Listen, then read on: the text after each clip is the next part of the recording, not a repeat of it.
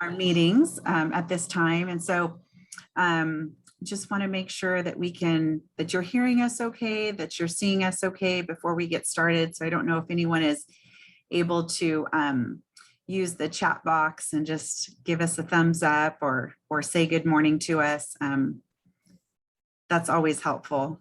But we're so glad that you're here, and we're just welcoming you for our time together today.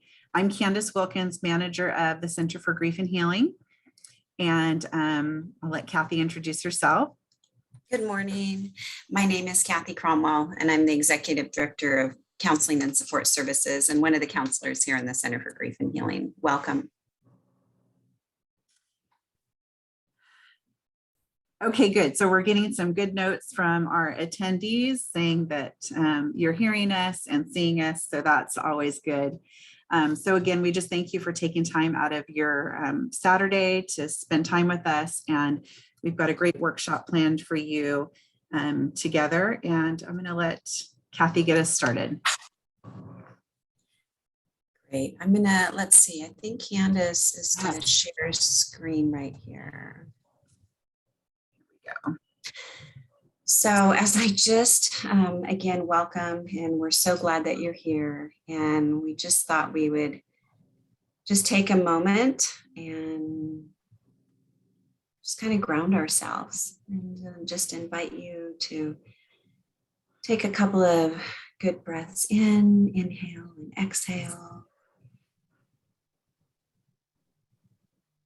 And as you exhale, just really thinking about exhaling any negative emotions and just inhaling in the peace and the connection of all of us in this space together as we come here and work to support one another by our presence together and by that energy. And then certainly mine and Candace's desire to help support you and give you some strategies that will help you as you enter into this holiday season. I'm going to start by doing a reading that just really reinforces just our time together in this corporate way, this corporate gathering. This is a traditional Jewish prayer that we often turn to in a group setting. It says, "We come together as people drawn to life, and yet people acquainted with death. We come full of our memories, those memories that lift us and give us meaning, those memories that give us the courage to go on. We come together today knowing that we are not alone, that others struggle as we struggle, that others love even as we have loved, as we love still. We come together knowing that others hope even as we try to hope, clinging to the assurances that help us make our way from hour to hour, from day to day. May we find our full share of love and hope now in this hour of togetherness." So today we're going to cover several different topics, including just talking about grief and just kind of familiarizing ourselves with what our experience in grief is, how grief impacts us.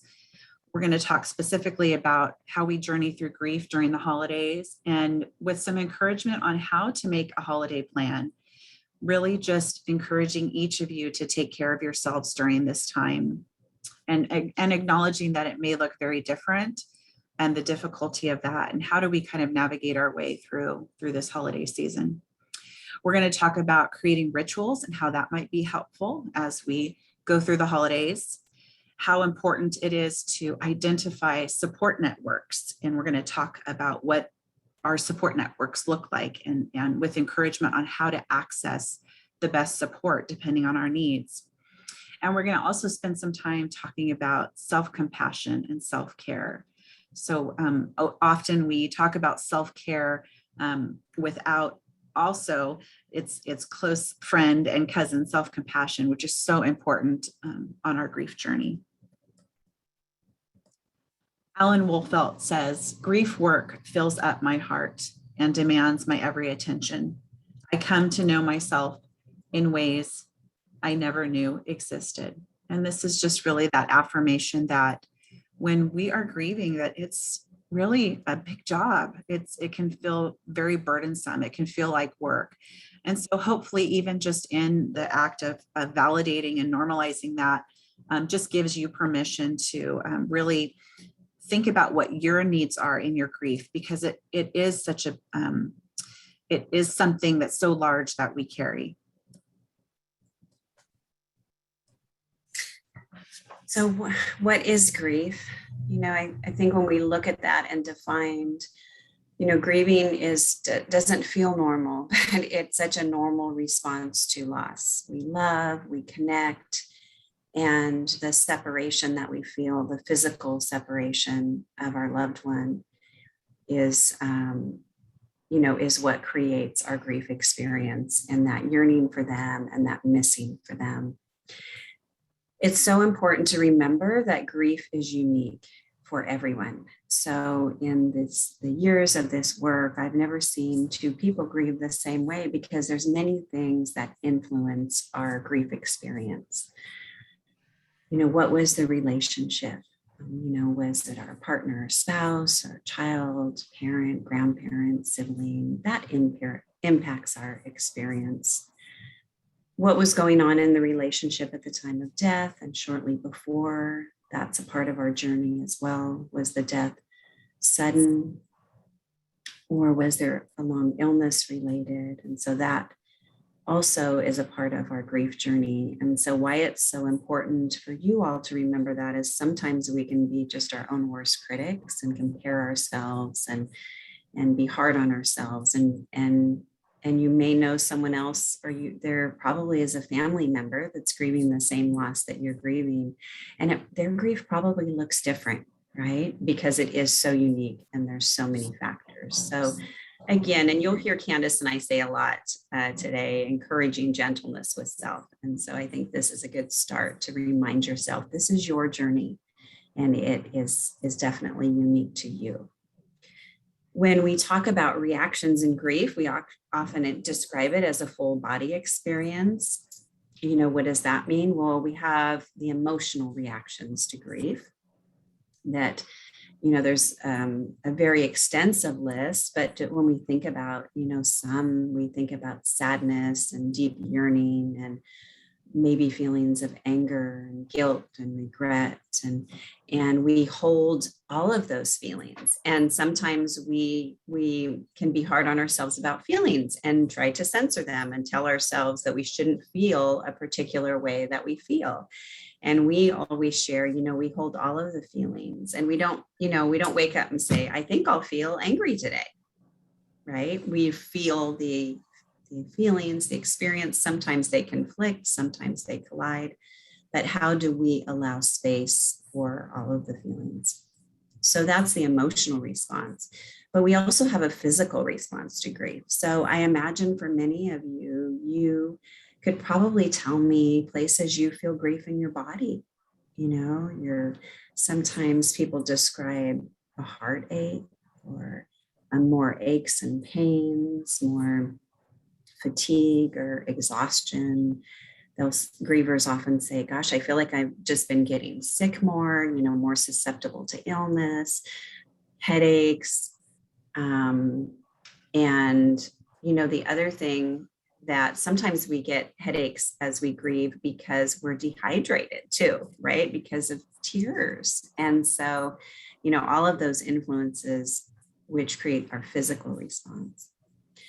We also have a cognitive response to grief. This one I would say, surprises people the most, right? And so what does that mean? That means it can be difficult to concentrate. So sometimes grievers will say, I used to love to read, and right now I can't read. I can't stay focused. I can't concentrate. Grief really impacts that. Also, decision making. Decisions can be really tough in grief. And I'll often describe it, it's like the rubber band stretched. Your grief is really consuming a lot of you. So these cognitive functionings are impacted. And then also memory. Where's my keys? Where was I going? Where did I put that? And that can often frighten people, those cognitive reactions, because they aren't always familiar or don't recognize or realize that that's a part of their grief. So we have the emotional, we have the cognitive, we have the physical, and then we have behavioral responses. So what does that mean? That means grievers are definitely typically more irritated, more irritable, right? I mean, you're going through this heavy loss with these emotions. And so your fuse can feel short. And people, again, can be hard on themselves about that. And so, again, encouraging a gentleness and a realization in that. Other behaviors might be avoiding reminders of your loved one. So you may say there's a specific street I don't want to drive down, or, a specific place I don't want to pass, or, maybe a restaurant I don't want to eat in because it just feels like too much. That might flood you in a way that can feel overwhelming. Again, that's another area to be gentle with yourself, right? If it's too painful to drive by the hospice home because that's where your loved one died, then, take care of yourself and take another route. And then there's other times our behaviors are more drawn to wanting to find ways to connect into places and experiences with our loved one. And so sometimes that might be sleeping with or carrying a specific object of our loved one, reaching out to someone else that was connected to them, going to a favorite place, doing a favorite tradition. And so neither of those are wrong. And you may find that you're doing both. There's some things you avoid and there's some things you draw towards, right? So sometimes that happens with photos. People will say, gosh, I have this particular photo that for now is so painful for me to look at of my loved one.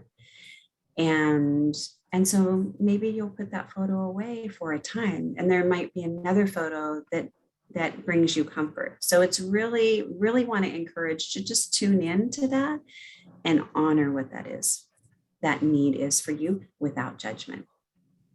And then lastly, we experience grief spiritually.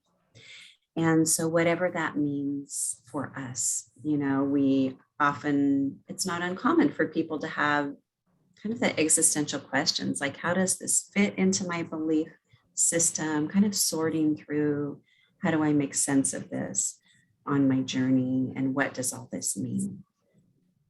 So those are some of the reactions. And with each of those topics, there's a large list, and I'm sure that you all could add to that.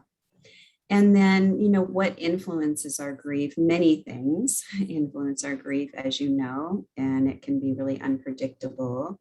And some of the things I mentioned around the relationship, and then certainly related to this workshop, the holiday season influences our grief experience.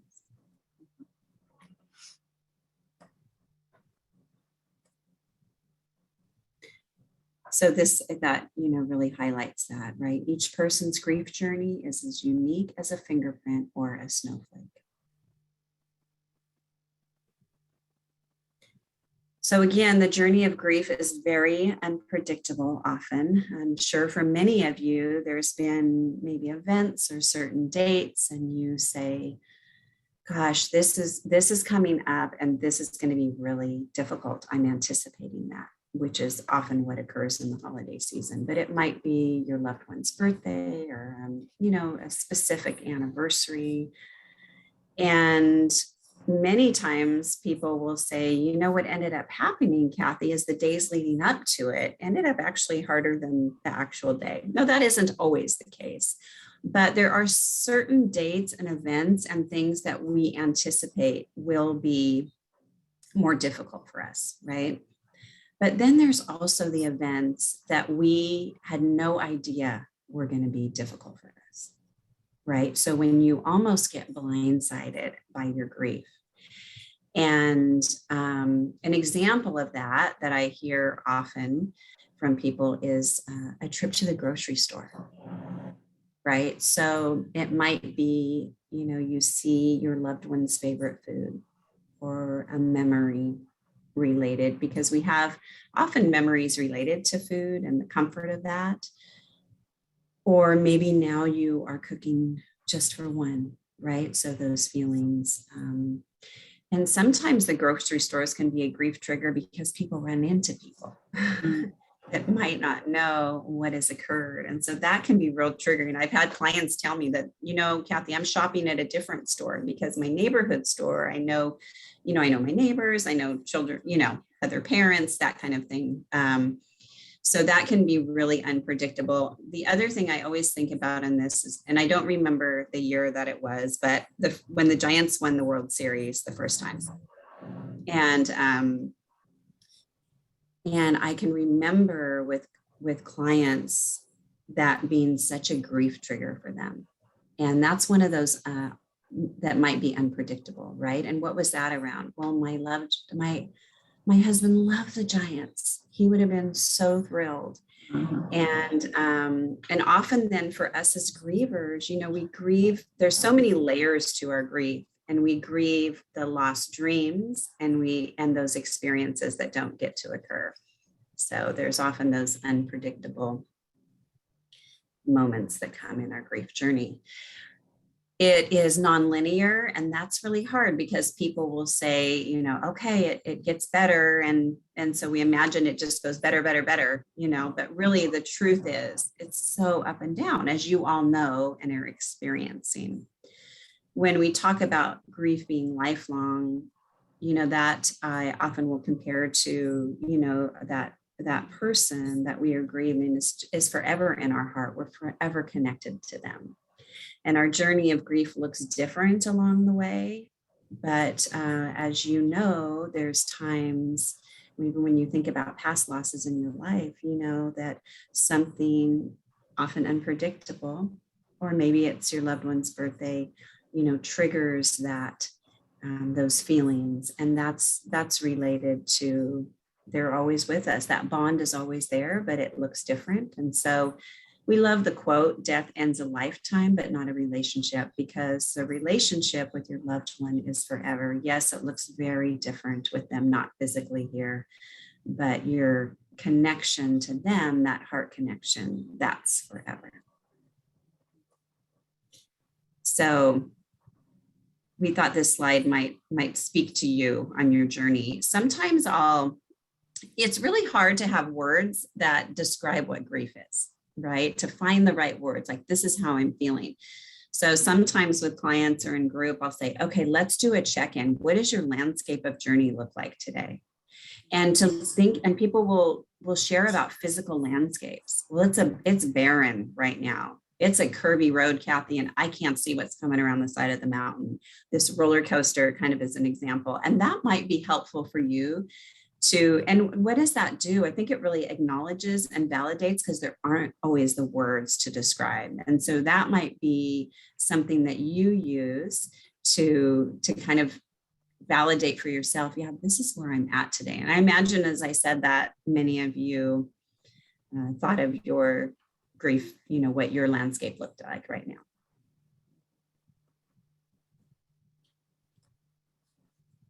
So when we talk about uniqueness in grief, I imagine that those of you who are here with us this morning are thinking about the different members of your family and in your circles who are grieving the same loss, the person that is loved and cared for, and yet grief looks differently.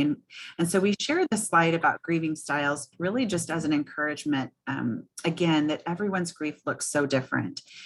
And what you see here is kind of an explanation of a couple of different grieving styles. One we call intuitive, which is really more of the grief experience that's more open and expressive, that might be the person who is grieving in this way might have waves of emotion and just really wanting to verbalize the emotional experience that they're having. They're tearful.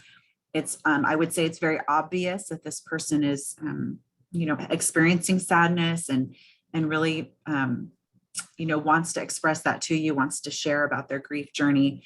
We say that this is often women, but not always. And then on the other side of that coin is the instrumental griever. And this is really someone who is more of a task-focused griever. Oops, I'm so sorry. I didn't mean to click that. So this is someone that you might have found yourself questioning. Are they even grieving? I don't see that expression. I don't see that emotional experience, or it's not being verbalized. But what I would say today is it doesn't mean that that person isn't grieving. It just looks different. This is someone that you might notice who has spends time in their garden or maybe in a workshop, or just really wanting to work with their hands. And as they're doing that, they are processing, internally the grief experience that they're having. It just looks different than the person who is having more of an outward experience. We do say that this is often men, but I would say that we can sometimes be both grieving styles at different times. We can, one day feel intuitive, the next day feel instrumental. And sometimes we just kind of flip flop back and forth.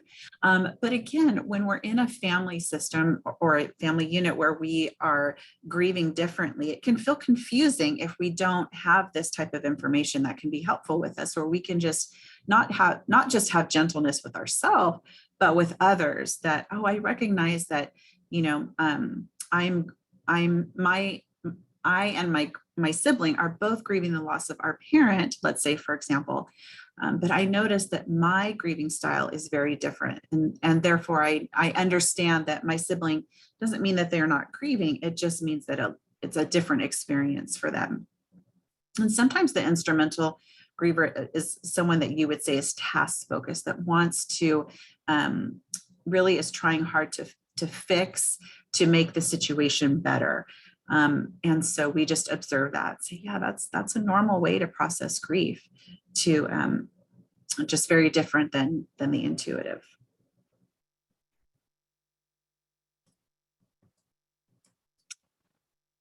Okay, and Kathy's kind of touched on this a little bit, just grief triggers. And, some of these are going to be coming up during the holidays and the different experiences.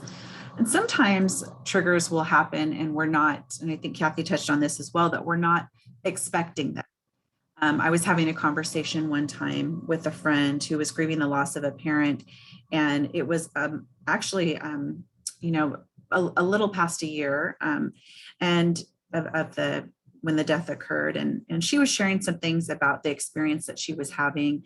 And I just kind of started asking her, well, what was going on last year at this time? So we kind of talked through that a little bit. And she was really able to identify that without even knowing it, that she was kind of revisiting, maybe not even with full awareness, but she was revisiting some of the things that had happened the year before. And I just say this, even like with temperature change or the time change, any of these things can be grief triggers for us. And sometimes we're not even aware that that's happening. Some of the triggers that might be more obvious would be special occasions, wedding anniversaries and birthdays. We even talk about the anniversary of a diagnosis or an illness period. So when we are reflecting on what was going on in our lives, maybe a year ago this time, what were we doing? If we were gearing up for the holidays and our loved one did not have a diagnosis, or was not, we didn't expect them to die, then life probably looked really different. And so we just take time to reflect on that, and just to affirm in ourselves what a journey this has been, and what a different place we are in life right now. And of course that would cause difficulty, sadness, and the array of emotions that we've already talked about. So of course, an anniversary of a death. Also lots of different things like food, music, travel, movies. Of course, we're getting to the holidays, but these are things that sometimes we don't think about, but it will happen. Maybe if we're listening to certain types of music, it comes on the radio, if we're still listening to the radio, or a movie comes on as we're watching a holiday movie or something like that, and it really takes us back to a time with our loved one, and really can all of a sudden cause a stir of emotion in us. And I think travel is a big one as we're driving, not just around town, as Kathy said, but even, if we decide to take a trip to a place where we often visited with our loved one who's no longer with us. And what is that like to go there for the first time? Some of you may have decided to travel during the holidays, that to a place that you used to go with your loved one, and just what is that going to be like? Is it going to be very difficult? Are you going to feel comfort in feeling close to your loved one during that time? And we just kind of don't always know what's going to happen, but we can take time to self-reflect and just pause and ask ourselves, how is this for us? What is this like? What is this experience like?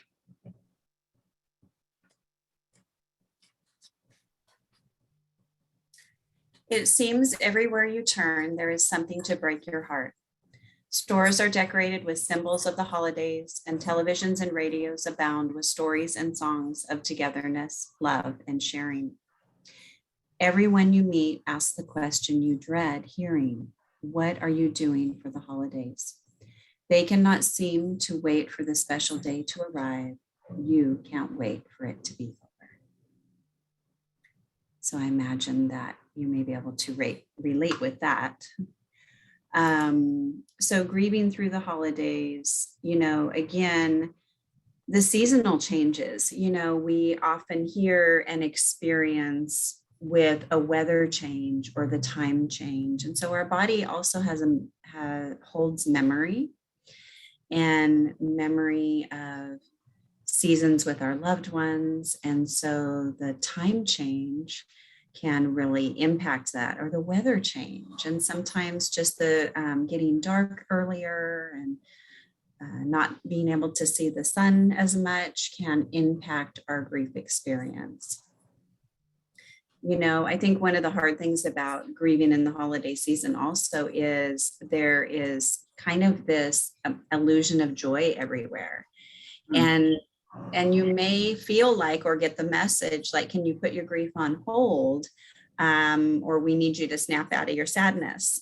That can, of course, the challenges that come with that, but it can be hard to see joy, whether it be on, in television or, visually while you're out, when your heart is so deeply grieving and feeling that sadness. And, one of the things that we were recently talking about in a group I was in was even the impact of receiving Christmas cards, right? Because many people will send a photo card, and that can be a grief trigger as well. And so again, encouraging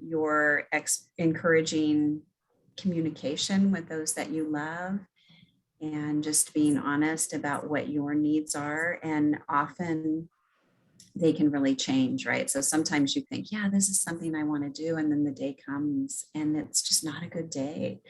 And so to be able to communicate that, often I'll talk about, if you receive an invitation and you say, yeah, I think this is something that I want to do, and you RSVP, but you may tell the host, for right now, this sounds like a great opportunity to be with others, or I want to come together in this, but my grief is also unpredictable. So if I cancel at the last minute, I hope that you'll understand why. So sometimes setting that stage. And I think that what that also does is gives you a sense of control in all of this, right? Because there's so many things that feel out of control. But when you say, yeah, I can decide not to go, and it's okay if I do it 30 minutes before the time, is to go. One of the parts of our time together today is going to be the reading of a holiday letter. And this is, I won't give away the letter, but what I will say is that the letter is going to be read this morning in 3 different parts. And there might be some things that you really, connect with in this letter. Just another way to just really validate the experience that we're having during the holidays without the loved ones that we miss so much. I'm going to read this out loud, and then it's also on the screen for you to follow along. So this is the letter, part 1. It says, I remember our first Christmas after. It began the first week of November in 1997, 3 short months into our worst nightmare, but a lifetime into missing our child of 18 years. He had died suddenly, one of those in the wrong place at the wrong time things, and he took our hearts with him when he left. Summer screeched to a halt, and autumn came and went without our participation. Still standing in confusion at the threshold of grief, we were stunned when the stores replaced the gloomy ghosts and goblins with sparkling ornaments and cheerful decorations. Neighbors strung lights on their houses. Friends sent cards wishing us joy-filled holidays, and not one person mentioned Jason's name. Closing our drapes, we huddled in our cocoon, waiting for his return. Thanksgiving passed. I recall the empty chair, the unbroken wishbone, and more turkey than 3 of us could eat. There was an unwatched football game and a failed attempt at gratitude. That was our day, and it was good enough. It was inconceivable that we would ever enjoy another holiday, much less be thankful for it. Snow fell, carols rang out, lights twinkled, church bells pealed. Our thoughts were of Jason, fixed more accurately on his departure than on his arrival 18 years before. Memories of prior Decembers pervaded our present. Jason ice fishing, Jason sledding, Jason's birthday, Jason opening gifts, Jason throwing tinsel on the tree, on his brothers, and on the dog.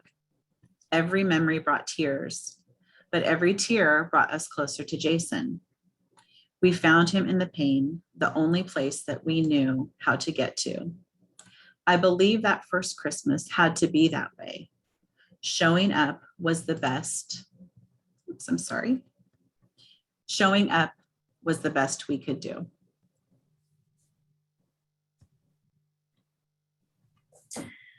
So really, I guess this slide could say the grief journey, as well as the holidays during the pandemic. And we know that there has been many things that have impacted the grief journey as it relates to social distancing requirements and inability to gather in the ways that we normally did. I mean, thank heavens that some of that is changing, but there still is much that is different. And so just the inability to gather, or just for instance, this event, typically this workshop is in person and we have, about 50 to 75 people, and just kind of being able to come together as grievers and support in that way. And so that really, I think, is impacting our grief experience and compounds that loss, as we are also often grieving other losses that are occurring. We talk about just the ambiguous loss, meaning, loss of the things that we normally would do. How life has changed right now, from travel, gathering, even our support groups right now virtual, and so we acknowledge that and that influence on our grief journey and recognize that. Now, some grievers have also said, I kind of like that there isn't as much gathering because I don't really want to gather with people right now. So sometimes there's also that influence, but we certainly acknowledge that there's an influence of the current place that we are. So some things for you to think about, in your holiday considerations, and to ask yourself these questions might be helpful, and will probably might reveal then your holiday plan, or how do you meet your needs. So what concerns you the most about the holiday? And it can be things like, how is it going to feel for me? Are people going to bring up my child's name, my husband's name? How am I going to feel on that day? Am I going to want to participate? Am I not? So really think about, what is that for you? What concerns you as you enter the holiday season? And what do you need others to understand about you? And that can be hard for us to communicate, what we need from others in this season, but we want to really encourage you to do that. And for those of you grieving in a family system, to ask your family members, to have these conversations, and ask them, what do you feel concerned about? And what do you need from me? And to share with them what you need from them, right? And also sometimes that means sharing what you don't need. And that can be tough, right? Because sometimes people will say things and we will think, I cannot believe they just said that. And we're thinking that in our mind. And we don't really know how to respond, right? Sometimes as after the fact, as we process it, we're then we sometimes have plenty to say, right? But I just encourage for those people, those close people to you, those people in your support network, if they say something that feels hurtful or that you kind of say, what the heck did they mean by that? To just say maybe to them, help me understand what you mean by that, because that's not rude. And the great thing about doing that is you may hear something completely different than you thought they meant, right? So really encouraging to have those conversations. And why I say that is because sometimes then people will pull away, and this might be a great support system or a great person in your support network. And so pulling away can really impact you too. So how do you have those conversations? And I always think about, if it's me and this is, my best friend, and I say something to them that they perceive as really insensitive, I would really want them to tell me rather than go away being hurt, because I know that my intent would never have been to hurt them. But sometimes we do say things that are heard a certain way or said in a way that feels offensive. So it doesn't mean like I wouldn't have a bit of an ouch if they told me, shared that, but I would much rather have them share that. So when I could apologize and just continue to be there. So just encouraging that, but I know we're often not wired to do that. So, and then what can you do to help others? Sometimes in the holiday season, and it might not be this holiday season, but there may be something that you do that was part of your loved one's legacy or something they loved to do, or a certain population or charity or something. And that might feel good to be able to connect in and to serve in that way. So you may think about if there's any opportunities around that as well.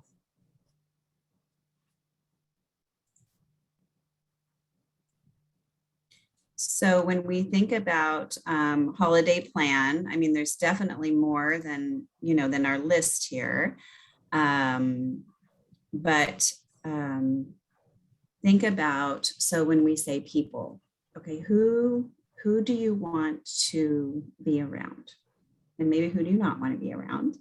So who are those people that you're going to reach out to? Do you want something small and quiet, or does a large gathering feel best for you this year?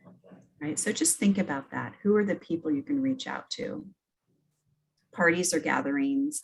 I mentioned that you may feel like going, you may not. Many grievers will say that they do isolate more. And I think that is also about, we can get overstimulated quickly and be more sensitive to noises.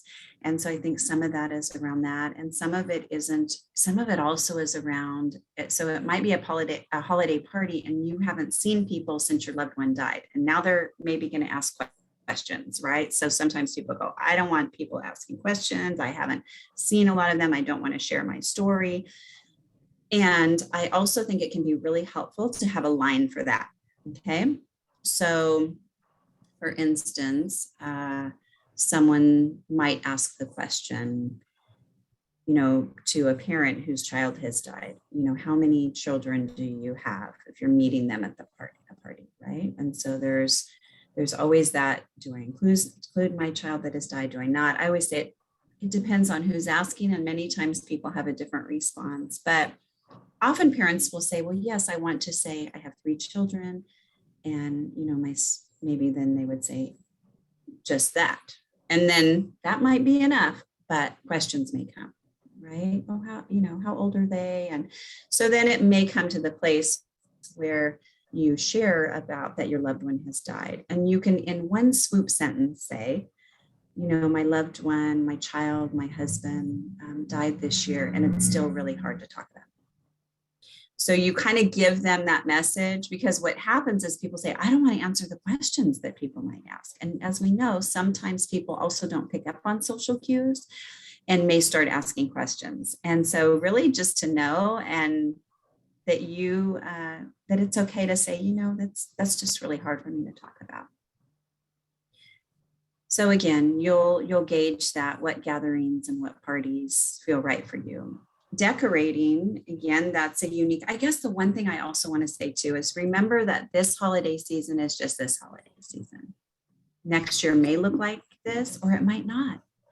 In my experience, people will do different things, but decorating can certainly be a grief trigger, right? Because for many people, there are specific items or things that will connect to their loved one, right? And bring those memories. And so you'll decide if you want to decorate or not. Do you want to put everything out? Do you want to put a little out? Just again, really honoring, if your head is saying, oh, I really should decorate because my family wants me to, and they're all coming over and they're going to be sad if I don't decorate. And then your heart is like, it just feels like so much to decorate. I would really encourage you to consider honoring your heart need and let that be what that's going to be. Holiday cards, I briefly mentioned, that recent discussion. And so you may send them, you may not, and just know there might be triggers in receiving them, and just honoring that for you. Defining roles, what that means is, so if your loved one had a specific role in traditions around your house or, in your gatherings, so what might that be? The one that carved the turkey, Santa, and handed out presents, right? So something about that. You do want to think about that, and then establish who might take over that role, rather than all of a sudden the moment comes and then it waves in. And so think about that if there was a specific role that your loved one played. Meals and baking, again, the other thing is you're tired, your energy is depleted, because grief is exhausting, right? That emotional energy. So you'll see how you feel about that. I mean, luckily there's a lot of great options for takeout things. But at the same time, food also connects us to our loved ones. So there may be some dishes that you decide you want to make. And again, honoring that for you. Shopping, again, a lot of great options nowadays for that. And so you might shop online, or you may want to go out and enjoy shopping. And you'll figure out what that is. So you may head out, and then you may head back home, and just honor what you need in that. Travel. Will you travel this year? Is that something that you normally did? And for some, that feels like the right thing. Say, I just want to do something different. And so that might be something that you do this year.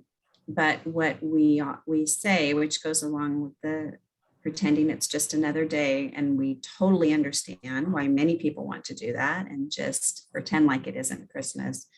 Yet we do encourage just kind of, making a plan around how to take care of yourself.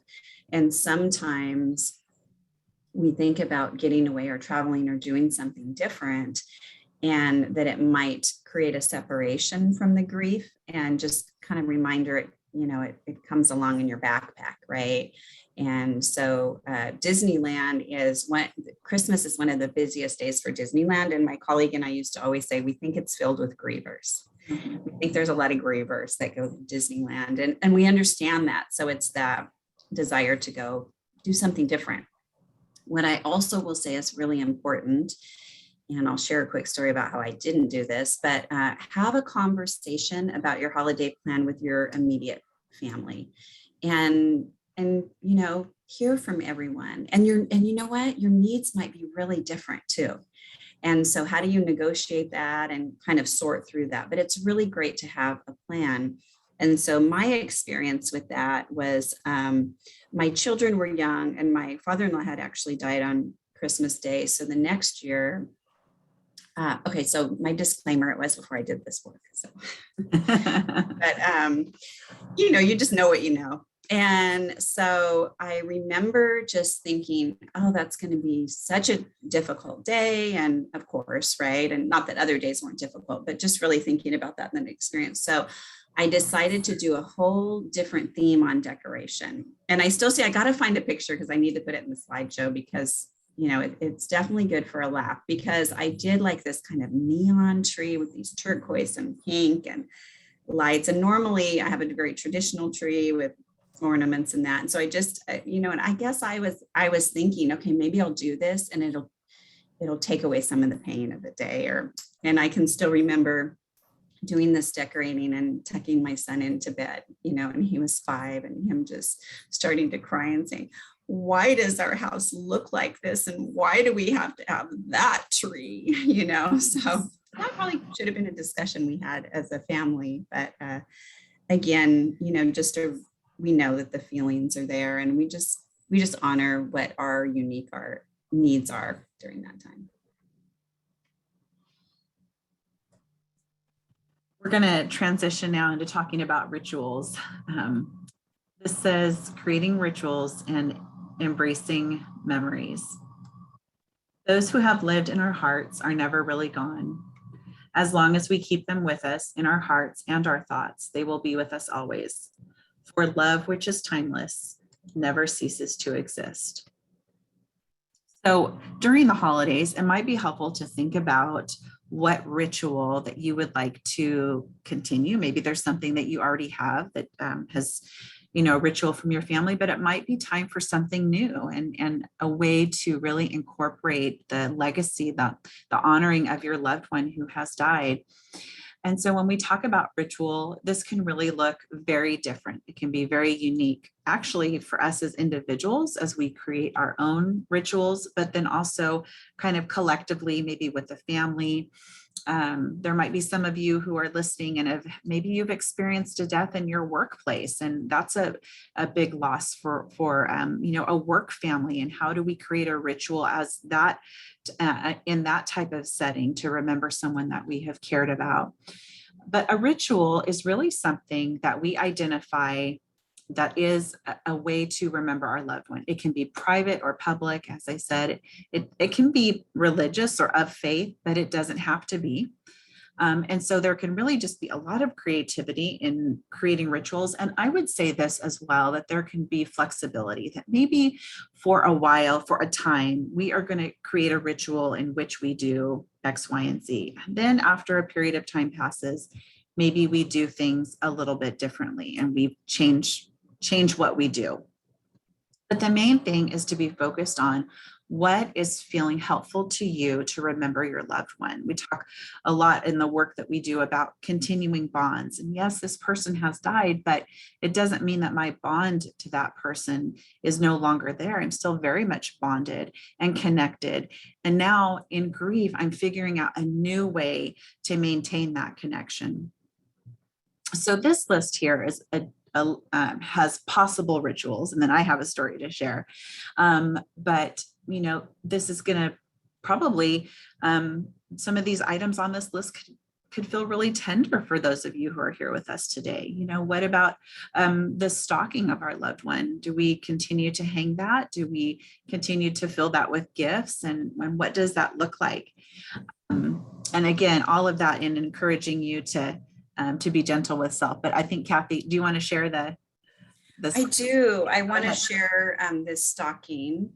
I hope that you can see this, that a mother made in memory of her son, because it was really that, you know, just wondering, you know, do I hang a stocking?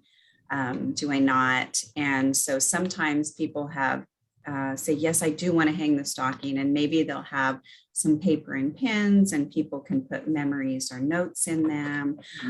Again, it's you know, it's just encouraging what feels right for you, but sometimes not being able to hang at or have a part of that can feel so painful. And I just want to share just briefly what she shared with us about this and wanted us to share with you. As you gaze upon this stocking made with love in memory of your loved one, here are some things to think about. You may wish to place a photo in the pocket to enjoy, or you may choose to leave it empty to represent the emptiness you now feel because of your loss. You may hang it this year, every year, or all year, or you may tuck it away like we have all learned is sometimes the safer thing to do. Sometimes our grief is too private and we can't hang it out in the front room for all to view. You may notice the frayed fabric and the imperfect stitches, how frayed and rough we feel with our loved one gone from our everyday life. Our eyes are drawn to the color and the words. They represent the colorful parts of the lives we are now missing. The imperfect stitches are the hiccups of life that bound us to the one we have lost in the difficult situation in which we have lost our loved one. In loving memory, this is what we do every day, every morning. Our relationships, our jobs, our housework, our daily activities, our lives are now in loving memory of the ones we mourn for. So I wanted to just share that beautiful stocking as an example. Great, thank you.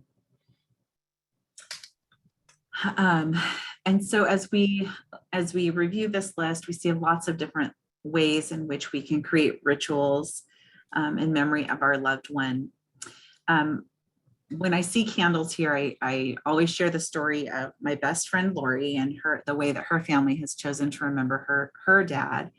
And his name is Papa Ted. And one of the reasons that I love sharing this idea for a ritual is because it's part of our memory and remembering what a sweet man he was.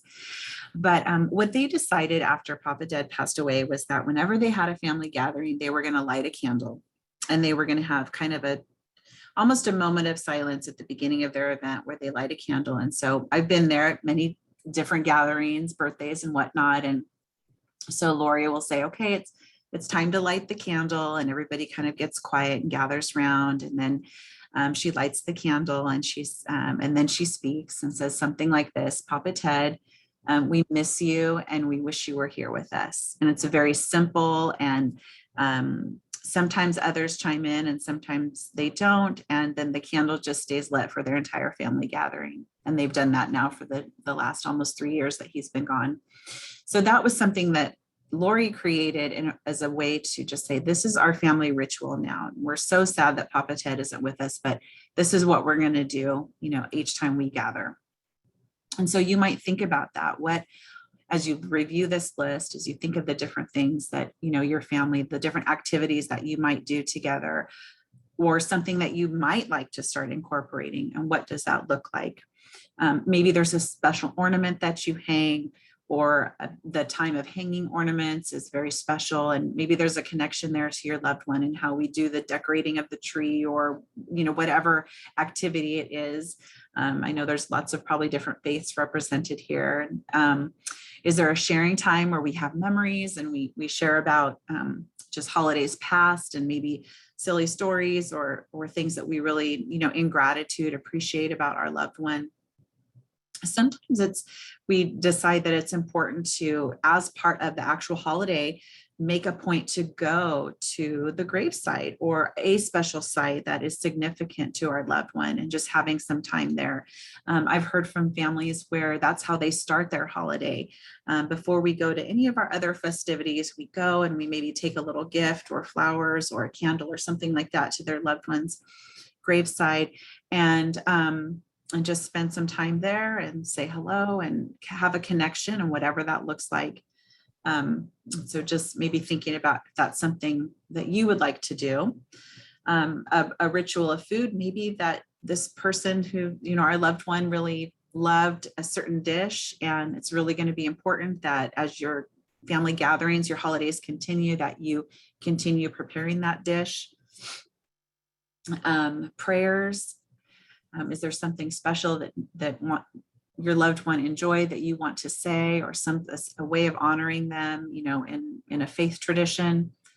Holiday cards is something we talk about, and sometimes those are things that we take a break from. It's might be difficult to send a holiday card the year that our loved one died, and maybe it's something we pick up later and maybe it's just something that we just say, we don't do that anymore, and that's okay too. But a way of just really, again, connecting with ourselves and saying, what's going to be helpful and comforting to me. At our table, do we have a place setting for our loved one, even though they're not with us? Do we want to just set aside a place for them? And that would totally be okay. Sometimes we might not even think of ideas, and that's why you come to a workshop like this. And sometimes you might have like an idea, could I do that? And then you just kind of need to be encouraged, or maybe given permission, like, yeah, if this is a good idea to you, if this feels good, then give it a try. And then, afterwards you can go, yeah, that was really something that I appreciated and want to do again. And maybe you just decide, I just didn't care for that, so you don't do it again, right? So just kind of working out what's going to be a good fit for you. A gift drawing, and, a way to just maybe, instead of putting, having the task of buying a lot of different gifts, how do we do gifts this year, or do we do something different in terms of that? And then, of course, our roles. And I know Kathy touched on that a little bit already. And whose role will it be this holiday season without our loved one present? Mm-hmm. The other thing I was thinking about too, when you were talking about the gift drawing, Candace, is, if that's been a tradition that your family has done, that can feel very painful, not putting your loved one's name in the drawing, right? And so we talk about putting their name in, and whoever draws them maybe chooses just a special charity or something about their legacy, or maybe an act of kindness they do. And so you may think about that as well, because again, the pain of how do we incorporate them in, if that's our desire, because sometimes the pain of not doing that feels more difficult. And the other thing I wanted to share is there may be some rituals in your community, as there is actually in our community. We do something called Lights of Love. And so that is a gathering for the holiday season out at River Park. This year it'll be Thursday, December 2nd, and you will have more information on that. But there's a large tree out at River Park, and we have a ceremony where we have some poetry and music, and we read names of loved ones and candle lighting, and we do it at the very start of the holiday season. And this is, I think, probably maybe our 12th year, I'm not sure, but there's some people that have come every year, and they say, this is the start of my season, coming, remembering, grounding. And then it's, been a ritual and ongoing for them. Sometimes people come once, sometimes they've been every year. So there may be something in your community, or there may be other events like that you can come together. And again, remember, a ritual is anything that feels meaningful for you and connects you to your loved one. So I'm going to read the second part to the letter. But now it's 6 trees, 6 silent nights, and 6 collectible ornaments.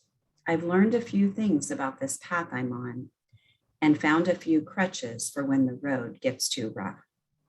Holidays can be disabling for those who grieve, and I'd like to share some things that might help. Believe your loved one is with you. Include them in your celebrations and in your sadness. Include them when you talk with others about old times and holidays past. If you don't mention them, no one else will. Talk to them. They hear your thoughts if you listen. You can hear their replies. Light candles. For 6 years now, I have lit a special candle for my son. This year, I will light 5, one for each of us, living or not. Why perpetuate the myth of separation? Jason is still a part of this family. Call a newly bereaved friend or neighbor and invite them to reminisce with you. Cry with them, listen to them, share your journey. You are solely in charge of this journey. It's all yours. Oops, I'm sorry.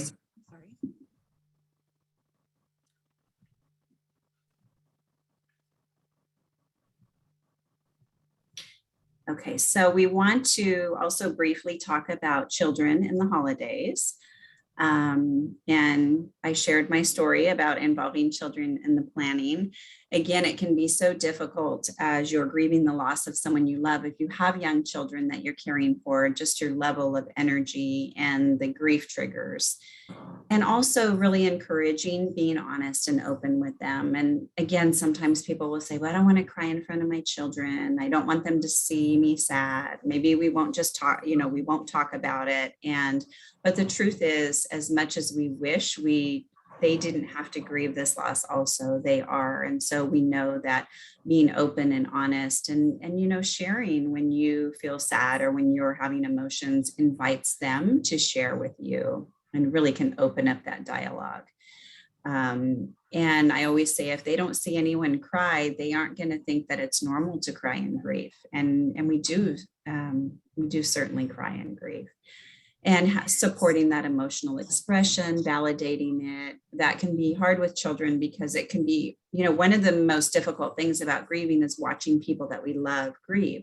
And so when we watch our children grieve, we want to take that pain away, right? And maybe show them the bright side. But we know by grievers that really isn't helpful for us, right? If someone does that. So how do we validate that and just say, I know you feel sad. I know that you miss dad or your brother, using touch and encouraging questions, and to remember that you don't have to have all the answers, and it's okay to say, gosh, I don't know. What do you think about that? And invite them into that dialogue in that way. And again, just sharing your feelings, because that will open that up for them.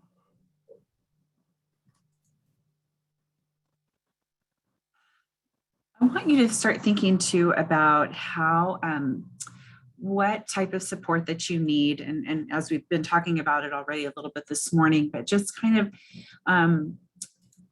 thinking a little bit more about who has been supportive of you so far in your grief journey, and what does that look like, and what are your needs around support in the holidays, as we've already touched on. And this list is does not include all of the different support networks that we have, but definitely some of them. And I think one of the things that it's always important to acknowledge, and that we learn in grief, is that there are those that we really were hoping that would be part of our grief journey and a support to us that haven't. And that can be hurtful. It can feel confusing to us. I think that sometimes, though, there's people that come around us in our grief that is also surprising. And we say, oh my gosh, I haven't really, I don't know my neighbor down the street very well that I've lived on the same street with for 10 years, but all of a sudden they really are showing up with meals and cards and encouragement. And so I think really there's two things that happen in the support. Sometimes we are wishing there was more support from others that we really would have depended on to be there present for us. And then there's surprising support that we just, really receive and embrace. But we definitely find support in our family, again, with the unique grief that we're all experiencing. Family may just be part of our support system. And then there are others that we turn to that maybe are not impacted like the death that our family members are, that we need a different type of support from. And maybe that's your friends or someone in a professional setting, someone from your workplace. We definitely can find support, hopefully in a faith organization, if you're a churchgoer or have a faith community, and just reaching out for support from those individuals in that setting that care and want to provide you with that support. And truthfully, other grievers, have you considered being a part of a support group? Does that feel like something that might be helpful to you, being with others who are grieving the same type of loss as you are? And one of the things that Hinds Hospice Center for Grief and Healing offers is support groups. And we arrange our groups based on the relationship to the person who died. And so it might be helpful if your spouse has died to be with others who have also lost a spouse, and to really get that unique support that maybe you can't, is not available to you from family or friends, for all sorts of different reasons. But when you're able to kind of receive that validation from another griever who's having a very similar experience, it can be really helpful to you.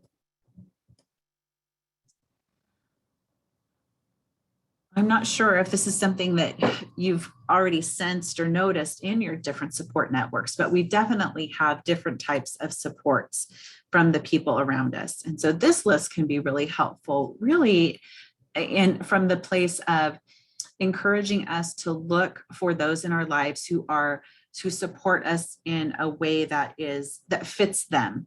And it can feel frustrating if we are asking someone to maybe be a certain type of support that they're just not, that's just not their gifting. And so what this list does is it helps us kind of think through like, okay, who in our lives really supports us as a doer and so forth. So we're going to go through this list. But we consider a doer as someone that is good at completing tasks. So these are the supports, the people in our support system who are good at helping us do errands. They might be preparing meals. They might be able to come over and do some cleaning for us. They probably really like a to-do list. And if they want to help and you say, hey, I need these errands to be run, they're probably going to really feel good about supporting you in that way. And then we have the listener. And this is someone who's really just able to sit with you and listen as you tell your story. And sometimes we tell our story over and over again about what's happened. And that's really important to be able to have someone who listens and supports us in that way as we just share our story.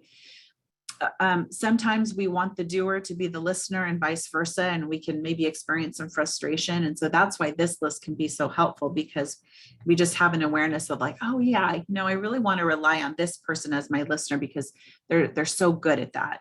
And then we might have a doer who's kind of like, they're really going to get that to-do list done, but they may not want to sit and necessarily listen to us tell our story over and over.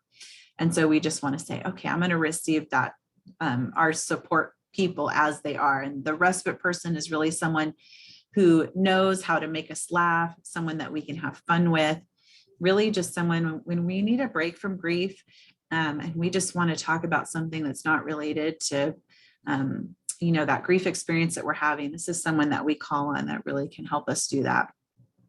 And last but not least, just the caution category. And these are really just people or situations that may need some distance, or have some space and time to just consider before we respond or before we even consider responding or acting. And I think in the society that we're in, where communication happens so fast and so quickly, it can feel, maybe we can feel out of sorts if we don't return a text right away or get to an email or return a phone call. But the truth is, in grief, we really have to allow ourselves that space and time to not respond right away if we're not feeling up to it. And, as we've talked about this morning, sometimes we have some comments or, ideas or advice from people that's not really helpful. And that can be, not not being helpful to us in our grief. We put some space and some time between maybe a response to a phone call or a text. And that's okay. It may not feel like who you are in your life outside of grief. And maybe you were someone who really responded right away and got back to people, but really in grief, we are becoming someone who is experiencing this new life in grief. And it's okay to allow ourselves time to adjust and really that gentleness with self as we go through that adjustment. So Candace mentioned that we were going to talk about self-care and also self-compassion. And I think, we hear a lot about self-care and it's very important, what are things that we can do to take care of ourselves, to nurture our heart during difficult times and just everyday practices. But I would say, I think even more important and essential is self-compassion. And I think, it's okay to not be okay. And you're grieving so deeply someone that you love. Things don't feel okay. Things feel different. I'll often describe it's like you're looking at the world, here's grief, and you have your grief glasses on and everything runs through that, right? Your grief experience. And so we do, there's a lot of hype in the culture about happiness and be happy and look at the, and especially like I mentioned in the holidays. And the truth is when we're in grief, things don't they don't feel okay. And sometimes we need to be able to say that and share that. So what is self-compassion? So it's mindfulness. It involves recognizing when we feel stressed or struggling, or, might say, some of the things I talked about, like we were more irritable. And so we recognize that, we name that, and we say, yes, this is a part of my journey right now. This is a part of my grief. And so how can we be supportive and have understanding and kindness towards ourselves when we are having a hard time, rather than being self-critical? And also self-compassion is connectedness, remembering that we're not alone, and that, no one does this perfect. And what would perfect even look like, right? So perfect is honoring what you need. So again, it's gentleness and patience with self, and reaching out to your support system. And I really covered that, but really sharing with them what you need. And it is very compassionate to, when we think of compassion, so compassion is alleviating suffering. So how can we implement that for ourselves? And so often this is the term I use, the best friend barometer, right? Because we can be so hard on ourselves. And so I'll often say to a client or to myself, right? If I'm being hard on myself, or a client saying, I need to be able to go to that wedding. It's important for this friend of mine that I be there, but there's just, I feel like it'll be so hard, and there's so many triggers. And so, I'll listen to that. And then I might say, I wonder what you would say to your best friend if they came to you and shared that. And often people will say, I tell them, well, don't go. If that feels painful, don't go. So can you use that barometer, or just think about, maybe it's a sibling, whoever that is in your life, imagine them saying that, and how would you respond? I think that it can be very self-compassionate to be aware of needs around social media, because social media can certainly be a grief trigger, because it's like real time visuals of what you might be so deeply grieving, right? So we know with our families in our Angel Babies program, who have recently experienced the loss of a baby, and then they get on social media and it's just flooded with pictures of babies and kids and the dream that they are grieving. So we talk about, that's really self-compassionate to honor if that's too painful for you. And then also to have realistic expectations of yourself. Again, what would you say to your best friend? Have those same expectations for yourself. And sometimes I'll even, encourage people to just hold their heart, when you feel overwhelmed with emotions, or you're feeling that pain. Like, this is a way we can self-nurture, we can nurture our heart. And so really encouraging those acts of self-compassion.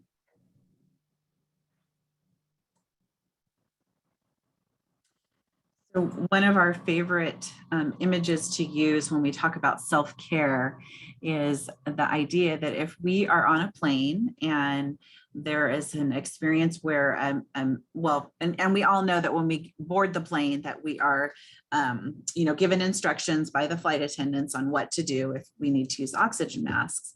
And it's just such a great reminder that when we are in a situation where we are needing care, that in this setting of being on a plane, the instruction is, please take care of yourself first so that you can care for others.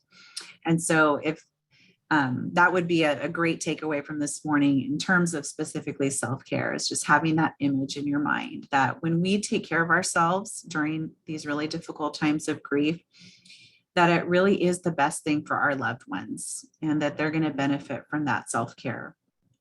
So just some things for you to think of during the holidays is just making sure that you get your rest. I don't know how many of you out with us today are, get your 8 hours of sleep, but we do understand that it's so important to us And so to just allow yourself that rest, whether it's a good night's rest or time during the day where you just are putting your feet up and just allowing yourself to rest. So important. It's okay to not overcommit. And I know that's really counterintuitive to the holidays, because typically holiday season is event after event after event, day after day, maybe several events going on during the day. And at this time, we really want to say, I don't think that I can commit to all those things. It's just going to be too much. So I'm going to really decide what it is that's going to feel most helpful and comforting to me, commit only to those things. But then also what Kathy said earlier is, really giving myself permission to then not attend or to change my plans if I'm just not feeling up to it, and communicating that to, whoever's involved. If you're able to do some exercising, great. I know that right now with the weather change, it's so beautiful. And even if you can just get outside and take a walk, one of the things that we'd want to add to this list too is spending time in nature. And can you do that? Can you take some time just to connect to being outdoors, and really how helpful that can be, how healing that can be just within itself. Oh, it says spending time with nature right there. I didn't even see it. So we want to monitor our alcohol use, just knowing that that is a depressant, and that may not be helpful for us to, to drink alcohol during this time. Is there a care list or a basket just that we can even make for ourselves, and what needs to go in there? Maybe some tissues, maybe some, a comfortable blanket, maybe a candle that smells good, maybe some hand sanitizer, some tea, something like that we can just show to ourselves that we have handy and ready for us if we're needing an afternoon or a part of the day or a whole day where we just really are practicing that good self-care. Think about what music is helpful to you. We talk a lot about the music of our youth and how helpful that can be. It can be very nostalgic and can feel comforting to us. I don't really know the science behind that, Kathy. I don't know if you have anything to add, but it's really cool. Mm-hmm.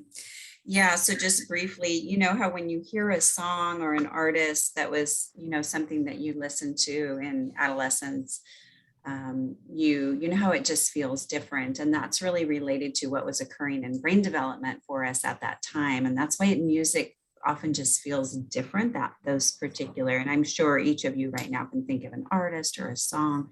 Mm-hmm. And so that can be a way to take care of ourselves, to play that music, because we of course have the memory of that. And so it can help sometimes lift our mood. Okay. And so just, being mindful of hydration is huge. Kathy talked about that already. Just so important for us to make sure that we're drinking our water, eating healthy foods. I know that can be challenging sometimes in grief, but to just be mindful of that as well, that it's important, and really just engaging in activities that help us feel purposeful, and identifying and just kind of pausing in life and saying, gosh, what really feels, what is an activity that I could do that feels meaningful? And it might be kind of out of the box. It might be something I've never done before that's new to me in grief. And it might be something that maybe I used to do that I haven't picked up for a while, and I'm going to re-engage in that. So just kind of taking the time to pause and be mindful of what might that be? Because sometimes, again, that pace is so quick, and just during normal life, but for sure during the holidays, how often are we just taking a pause to really think about what we need? I think this is a great quote on self-care. Try to remember about your basic self-care. When things get tough, try to implement and keep track of where those simple tasks are in your life, and what you need to do to achieve them. Sometimes self-care is about bubble baths, movie nights, and things you don't do on a daily basis, but other times it's about taking a shower, drinking water, and making sure that you're fed. When in doubt, go back to the basics.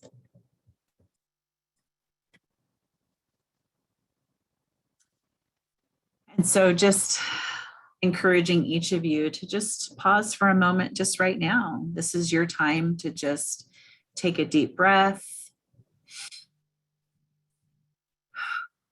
and just do I need in this moment? It's not uncommon for Kathy and I to be having conversations with those who are grieving, in which a griever might say, I've never asked myself what I need.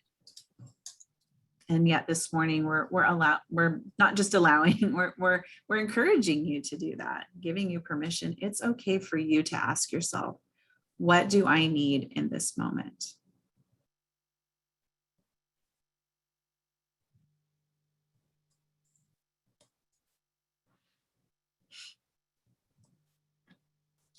So when to seek additional help, it's important. And just as a reminder that we are also here for support at the Center for Grief and Healing.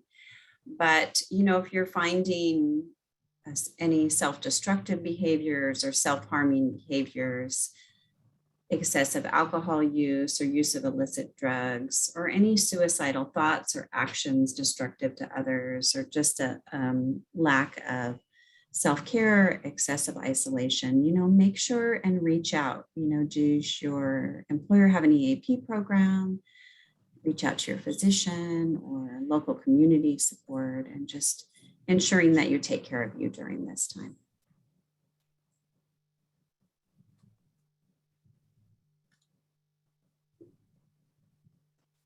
Okay, I'm going to read now the last part of our letter, part 3.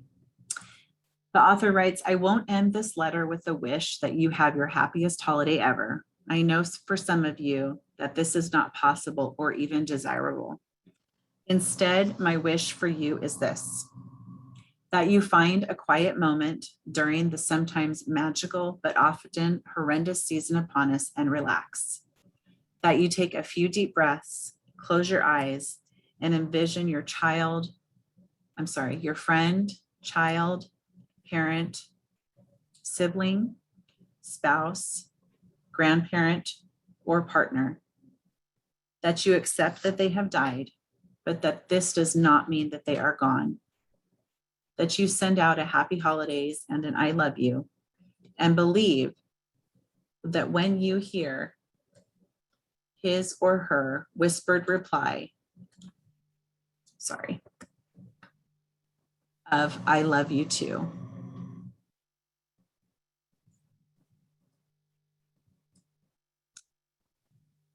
So as we're nearing the end of our time together this morning, we wanted to make sure that we take time to remember our loved ones. And I'm going to just invite you where you're at in your home to participate in this reading of this poem, We Remember Them. And the way that we do this is the parts of what you see on the screen in light, I will read, and then I just encourage you to corporately together, we will read, We Remember Them. And I know we're each in individual places, but we're just going to believe that we're together in our hearts. And also at this time, I would just like to encourage you to use the chat box if you're feeling comfortable. And if you would like to go ahead and list your loved one's name, and I'm going to be happy to read it when we're done with the We Remember Them poem. So you can, again, just feel free to put their name if you would like for me to read that, and I'd be happy to do it.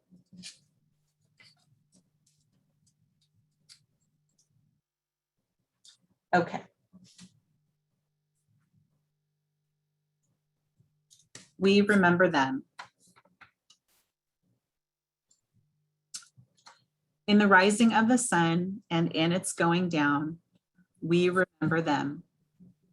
In the blowing of the wind and in the chill of winter, we remember them. In the opening of the buds and in the warmth of summer, we remember them.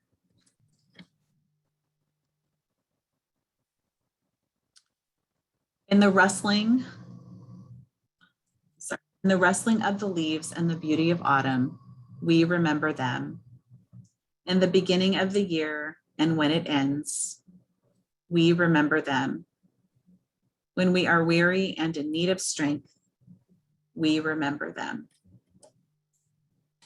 When we are lost and sick at heart, we remember them.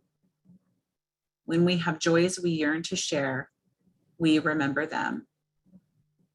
So long as we live, they too shall live. for they are now a part of us. We remember them. I'll put this slide back up, but I'm going to stop sharing for just a minute so that I can read the names. I can see them better this way. So thank you for your patience.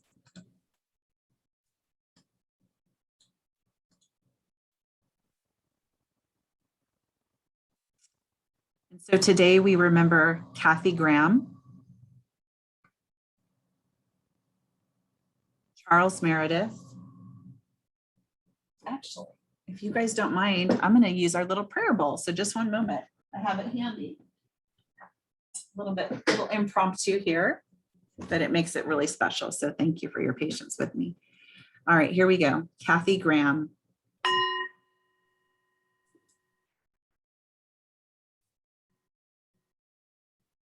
Charles Meredith.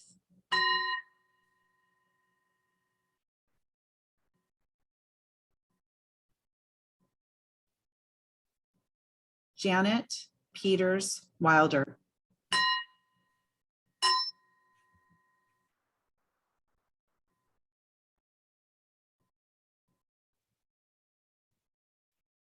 John.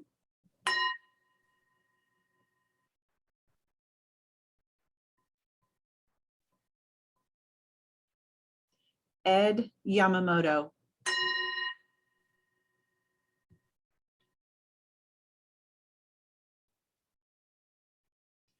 Jennifer Graham.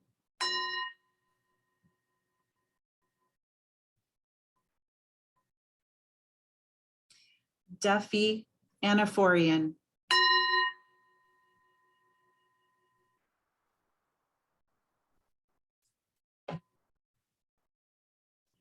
Orion.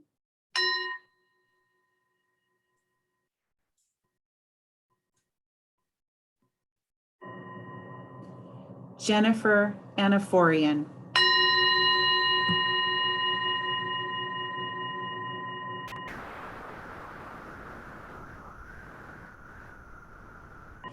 Esther Perez Verduzco.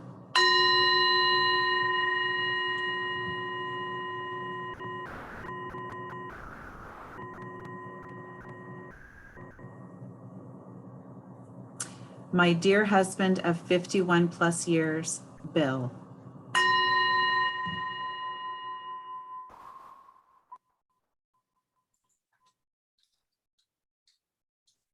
Amos Macias.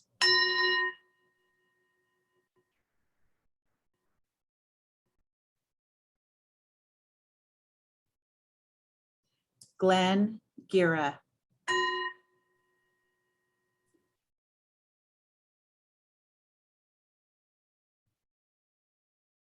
Joey Carrillo.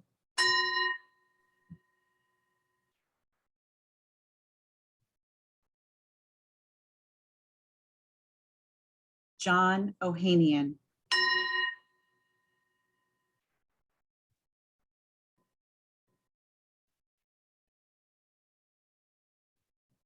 Amelia Ibarra.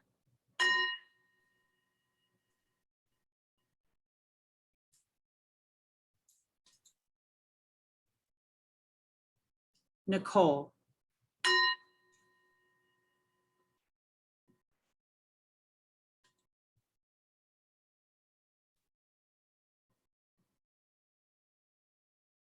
Candace, I'm not sure if you said Esther Perez de Verduzco. Okay, I'll say it again. If I missed it, I'm sorry. Esther Perez de Verduzco.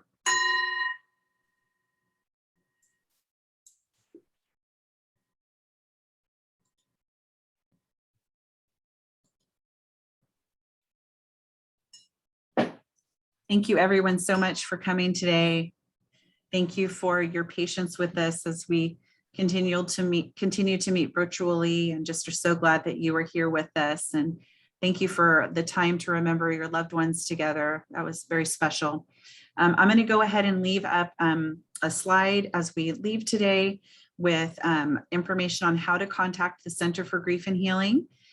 We have our phone number and our email address. We will be having a support group starting in the spring again. We have an Understanding Grief workshop on our Hinds Hospice website. So just always feel free to reach out to us if we can be of support to you in your grief in any way. And thank you, Kathy, for joining me today. It's good to be together. Take care, everyone. Okay, take care.